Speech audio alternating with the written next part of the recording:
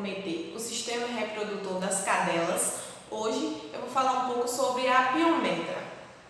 Bom, os hormônios folículo estimulante FSH, o hormônio luteinizante LH, o estrógeno e a progesterona participam do ciclo estral das fêmeas caninas e é sob a influência do FSH que os folículos ovarianos se desenvolvem e as células foliculares produzem estrógeno. O útero pode sofrer alterações patológicas que predispõem à sepse antes do desenvolvimento da infecção.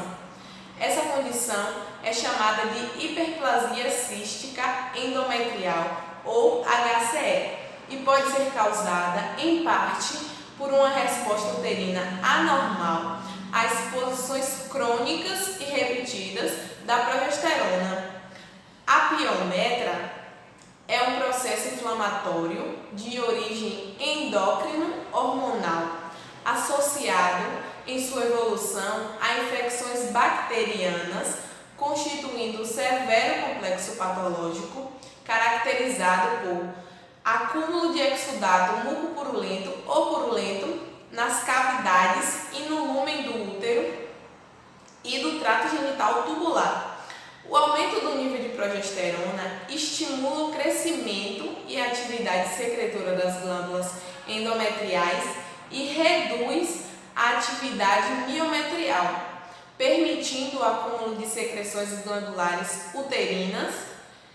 Durante o ciclo estral, o útero das cadelas sofre mudanças morfológicas sob a influência dos hormônios.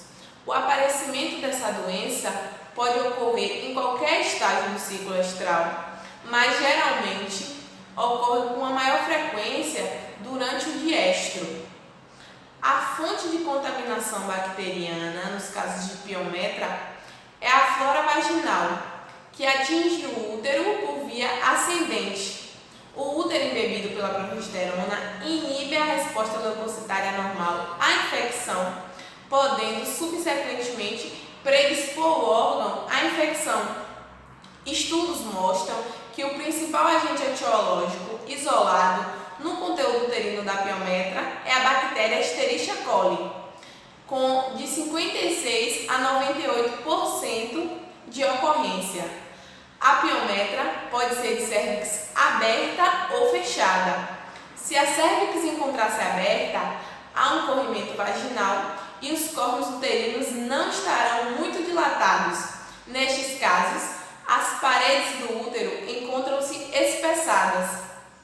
Por outro lado, se a cérvix estiver fechada, o útero estará distendido e as paredes uterinas poderão estar delgadas.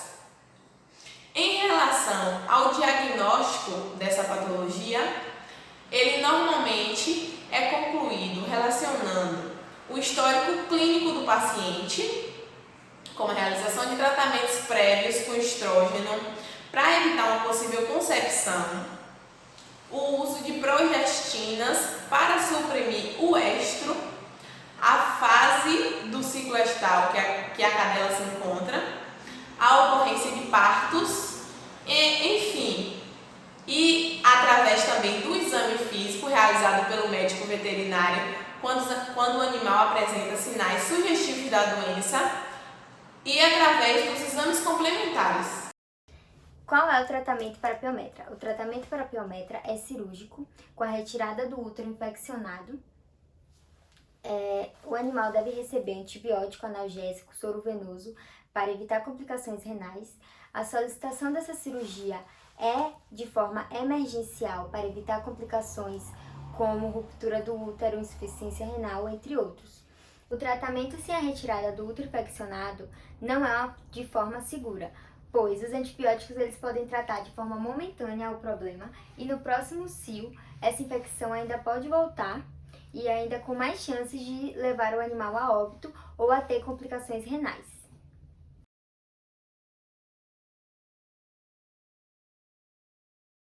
Irei relatar o caso de uma cadela SRD, 6 anos de idade, não castrada. Chegou na clínica com queixa de distensão abdominal e apatia. Durante o exame clínico foi observado desconforto abdominal durante a palpação e sem alterações nos sinais vitais. Somente a temperatura, que teve alteração, estava com 39,5 e foi solicitado um hemograma bioquímico e exame de imagem, que foi a ultrassom. No hemograma, observou-se que o animal estava anêmico e com uma elevada leucocitose. No exame de ultrassonografia, o útero apresenta dimensões aumentadas e mede cerca de 5,09 centímetros em topografia de corno uterino, contornos regulares, parede espessa, hipercogênica, lúmen uterino repleto de conteúdo misto, sugestivo de piometra. Ovários apresentam dimensões preservadas, contornos regulares, parequimia homogêneo e normoecogênico. Demais estruturas não visualizadas em decorrência de grande volume uterino, sobrepondo os órgãos da cavidade abdominal. Pode-se avaliar o útero aumentado de tamanho, confirmando a suspeita de piometra fechada, pois não houve relato de secreção vulvar. O tratamento indicado foi ovário salpingo e histerectomia, a famosa OSH, e no ditado popular, castração. Olá pessoal, tudo bem? Meu nome é Michel, estudante de Medicina Veterinária e estou aqui hoje para apresentar um trabalho a vocês da matéria de Fisiopatologia da Reprodução sobre TVT. O tumor venéreo transmissível, o TVT, é uma neoplasia das células redondas que agride a mucosa genital externa dos cães de ambos os sexos, sendo um dos tumores que mais acometem a espécie canina e tendo uma predominância em animais jovens, não domiciliados e sexualmente ativos, e em regiões de clima temperado, subtropical e tropical. A localização principal do TVT é na genitália externa dos animais, como eu disse anteriormente, no macho, geralmente na porção caudal do pênis, podendo avançar por todo o órgão afetado pelo prepúcio. Já na fêmea, localiza-se na porção posterior da vagina, frequentemente na junção do vestíbulo. A transmissão do TVT se dá por contato direto das células tumorais no momento da cópula, onde podem ocorrer ferimentos tanto na mucosa peniana como na vaginal, facilitando assim a transmissão. Pode haver também ocorrência primária de TVT em mucosa nasal, bucal e ocular, devido ao comportamento de socialização dos cães. Fêmeas gestantes infectadas com a doença podem transmitir para os seus filhotes de forma passiva no momento do parto. Assim, os filhotes se tornam novos portadores da doença, estando infectadas as mucosas e o tecido cutâneo. Bom, quanto aos sinais clínicos, é muito comum ser observado em animais acometidos uma lambedura excessiva na região, na genitália. É comum também os animais apresentarem secreção sanguinolenta, hematúria, que é a presença de sangue na urina, e também prurido. E ainda, esse animal que tem um tumor venéreo transmissível, ele pode apresentar uma mudança significativa no comportamento. Ele pode apresentar anorexia, que é a perda excessiva de massa muscular, massa corporal. Então, ele fica com o score corporal muito baixo. Ele pode apresentar apatia e ainda agressividade.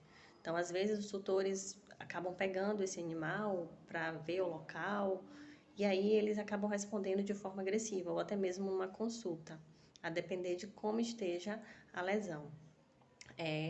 Sobre o diagnóstico, a gente consegue fazer um diagnóstico baseado no histórico do animal e é de importância extrema saber se esse animal tem acesso à rua, se foi um animal resgatado, quais são os ambientes que de fato esse animal frequenta, se ele sai rotineiramente.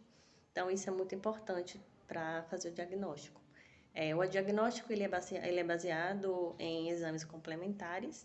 Um dos exames é o imprint, que é pegar a lâmina microscópica e realizar a coleta do material. Pode ser por punção aspirativa ou apenas colocando a lâmina sobre o local. E pode ser feito também com suave, a depender de como esteja a lesão. Se a lesão estiver muito grande, nem sempre consegue fazer apenas com imprint.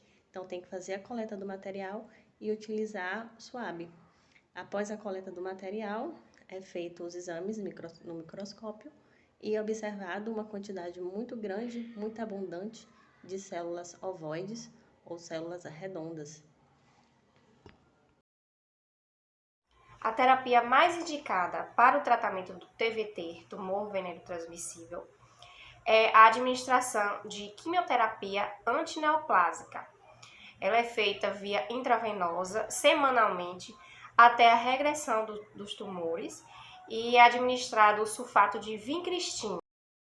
A dose mínima do sulfato de vincristina é 0,025 mg por quilo e a dose máxima 0,05 mg por quilo. A vincristina é um alcaloide que atua bloqueando a mitose e a metáfase do ciclo celular. E sua superdosagem é extremamente tóxica para o animal. Pode causar disfunções motoras e transtornos neurológicos. Esse tratamento ele é eficaz e é considerado a terapia de eleição para o TVT. Mas em alguns animais ele pode ser ineficaz, ele não tem o mesmo resultado. Então nós podemos utilizar outros tipos de quimioterápico. Tumor veneno-transmissível em cadela, relato de caso, do Fórum Acadêmico da Faculdade Vértice, Univértice. O caso é sobre uma cadela sem raça definida de aproximadamente 3 anos de idade. Ela foi atendida em uma clínica chamada Bicho Mimado, em Minas Gerais. Ela pesava 17,3 quilos. E o animal apresentava um aumento de volume na vulva, sendo este uma massa friável, pendulosa, nodular e também de fácil sangramento, com a presença de ulcerações. Nós podemos observar nas imagens. Ela era um animal de rua, não era castrada, então esses animais eles têm um risco maior de pegar a doença. Não tem uma predisposição de raça definida, mas os animais SRDs, sem raças definidas, e acima de 7 anos, são os que mais aparecem com casos de TVT.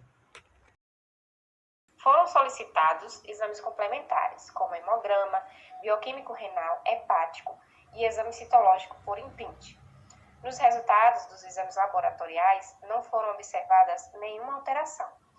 Já no exame citológico, notou-se a presença de inúmeras células com núcleo redondo, citoplasma basofílico com vacuolização, concluindo assim a presença de tumor veneno-transmissível genital. A cadela, ela fez o tratamento com o sulfato de vincristina na dose máxima de 0,05 mg por quilo. Então, foi administrado nela 0,86 ml via intravenosa. Só que na primeira sessão, ela apresentou vômitos e diarreia. Então, decidiu prolongar, fazer o tratamento de 15 em 15 dias. Cada sessão, o animal recebeu fluidoterapia e após 5 sessões de quimioterapia, houve a regressão total da massa. Desta forma, foi realizado um novo exame citológico e não conseguiu observar a presença de células neoplásicas, concluindo assim que o tratamento foi eficaz contra o tumor veneno-transmissível.